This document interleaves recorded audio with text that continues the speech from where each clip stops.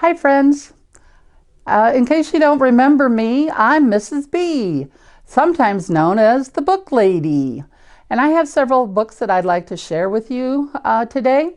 And I want to start with an old book. When I was looking for books to share with you, I found this book. And this was one of the books that I had when I was a little girl.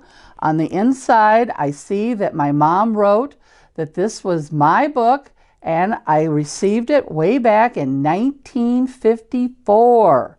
So that was a long time ago. And I've also noticed that the mice started eating up on the corner. But even though it's an old book, even though it's had some chewed pages, it still has beautiful illustrations that tell the story of baby Jesus.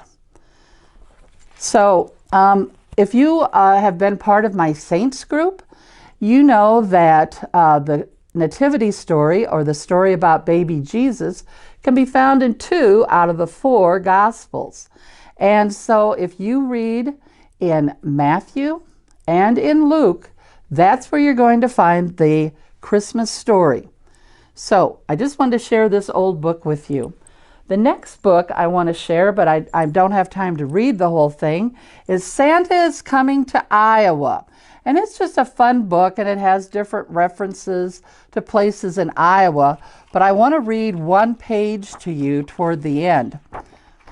And Santa and the reindeer are flying across the sky, and it says, from Davenport to Dubuque, from Marshalltown to Mason City, from Ames to Ankeny, and all places in between, Santa and his sleigh visited every house in Iowa. So that's good to know.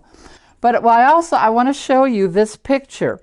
Do you remember I said the first line starts out on this page, from Davenport to Dubuque. And right here, does this look familiar to you?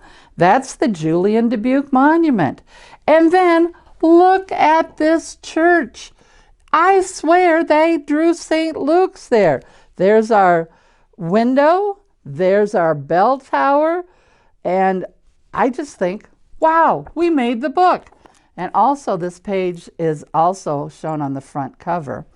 And this structure here in the corner is in Ames. It's the Campanile on the Iowa State campus. And a little personal note, I was born in Ames and I went to Iowa State to school. So this page has a lot of special connections for me.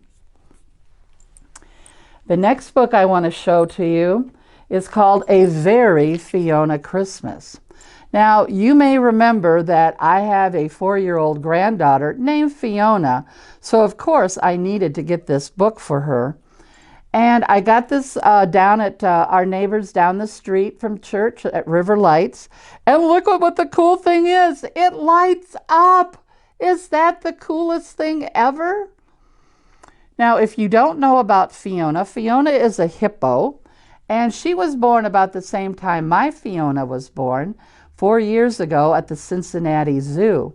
And you can go on their website and see some what Fiona is up to these days. My husband said that he looked at the Fiona site and found out that she was given pumpkins to eat for her Thanksgiving dinner. So you might want to go and see what Fiona is up to these days.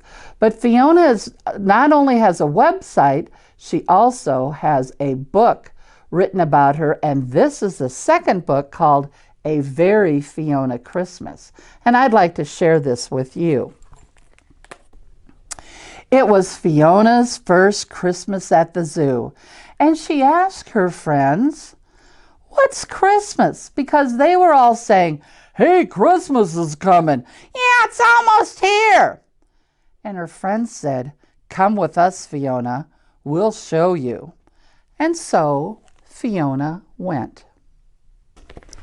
Fiona played in the snow. She slipped and slid down a snowy hill, and as she nuzzled her scarf to keep warm, she let out a snort, wiggled her ears, and said, "Ha ha ha ha! Is this Christmas?" No.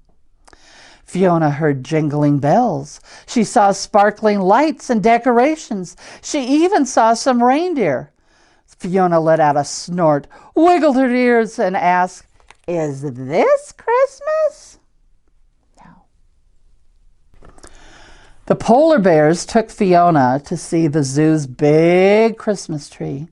Fiona felt very tingly and twinkly inside as she hung her very own ornament on the tree. Fiona let out a snort, wiggled her ears, and says, "Is this Christmas?"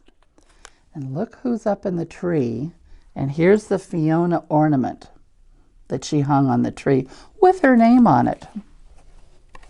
Early Christmas morning, Fiona went for a walk, and she noticed a chilly little koala nearby. Fiona slid close. "Hi, I'm Fiona. You must be new," she said. I'm Chloe," the little koala whispered. And just then, the rest of the zoo animals raced to get their Christmas stockings. They were filled with treats. There was a stocking for Fiona with her name on it. It was written in sparkling glitter. "You didn't see a stocking for me, did you, Fiona?" Chloe asked as she shivered in the snow. "No, I didn't," Fiona said sadly. I think it's because Chloe's so new to the zoo. What do you think? Fiona's chunky chins rubbed against her soft scarf, the one Mama helped wrap around her neck to keep her warm. Fiona thought a minute and then finally understood. Christmas is friends and fun and snow and lights and trees and, most importantly, love. And she slipped her favorite scarf around Chloe's shoulders, and then Fiona let out a snort, wiggled her ears, and said, "Ah, this is Christmas! Merry Christmas, Chloe! Merry Christmas, Fiona!" So let's remember to spread that Christmas love around this year and be like Fiona.